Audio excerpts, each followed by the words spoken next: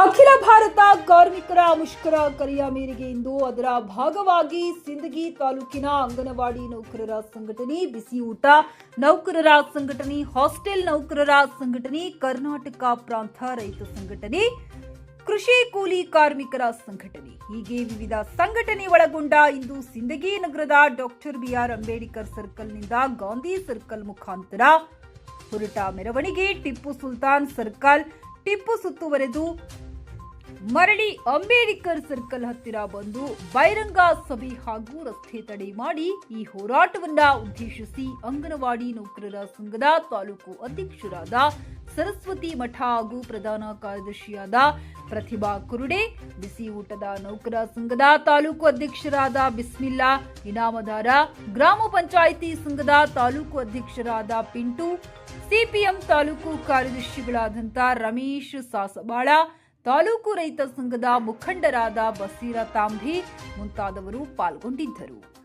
ವರದಿ ಮಲ್ಲು ಬಗಲೂರ. ಅವ್ರಿಗೆ ಸರ್ಕಾರಿ ನೌಕರರ ಬಿಸಿನ ದರ್ಜೆ ಕೊಡಬೇಕು ಅಂತ ಪಾಲ್ಗೊಳ್ಳಾಕಿ ಎಲ್ಲ ಬ್ಯಾಂಕ್, LIC, ಆಮೇಲೆ ಎಲ್ಲ ಪಿಂಚಣಿದಾರರ ಎಲ್ಲ ಕನಿಷ್ಠ ಇವತ್ತಿನ ದಿವಸ ಬೆಲೆ ಏರಿಕೆ ಎಷ್ಟಾಗಿದೆ ಅಂದ್ರೆ ನಮ್ಮ ಪೆಟ್ರೋಲ್ ಡೀಸೆಲ್ ಒಂದು ಮಾತು ಹೇಳ್ತು, ಇಡೀ ನಮ್ಮ ಜಗತ್ತೊಳಗೆ ಪೆಟ್ರೋಲ್ ದರ ಏರಿಕೆ ನಾವು ಉಳಿಯಲ್ಲ. ಹಾಗಾಗಿ ನಾವಿವತ್ತು ಸಿದ್ದರಾಮಯ್ಯರಿಗೆ ಈ ಮುಖಾಂತರ ನಾವು ವಿನಂತಿ ಮಾಡ್ಕೊಳ್ತೀವಿ ಎಂದು ಮಾಡ್ತೀವಿ ಅಂತಂದ್ರ ನೀವು ಯಾರು ಇದ್ರ ವಿರೋಧ ಹಾಕೋರಿ, ಆದ್ರೆ ನೀವು ತಿಳ್ಕೋರಿ, ನಾವು ಅದಾನಿ ಅಂಬಾನಿ ಅವ್ರಿಗೆ ಇವ್ರಿಗೆ ಸಪೋರ್ಟ್ ಮಾಡ್ಕೊತೀವಿ, ಜಾತಿಯವ್ರಿಗೆ ಸಪೋರ್ಟ್ ಮಾಡ್ಕೊತೀವಿ ಅಂದ್ರೆ ನೀವು ಭಾಳ ಉಳಿಯಲ್ಲ. ಸಿದ್ದರಾಮಯ್ಯರು ನೀವು ಬಡವರ ಪರವಾಗಿರಿ ಮತ್ತೆ ಜನಸಾಮಾನ್ಯ ಪರವಾಗಿರಿ, ನೀವು ಜನಸಾಮಾನ್ಯ ಪರವಾಗಿರ್ತೀವಿ, ಬಡವರ ಪರವಾಗಿರ್ತೀವಿ, ಕಾರ್ಮಿಕ ಪರವಾಗಿರ್ತೀವಿ ಅಂತ ಹೇಳ್ತೀರಿ. ನೀವು ಯಾರ್ಯಾರ ಮಾತುಗಳಿಗೆ ಅಲ್ಲಿ ಮೂಲೆ ಕೂತ್ಲಾಗತ್ತೀರಿ. ನೀವು ನೋಡ್ರಿ, ನಿಮ್ಮ ಜನ ನಿಮ್ಮ ಮೂತಿ ನೋಡಿ ಓಟ್ ಹಾಕ್ಯಾರ.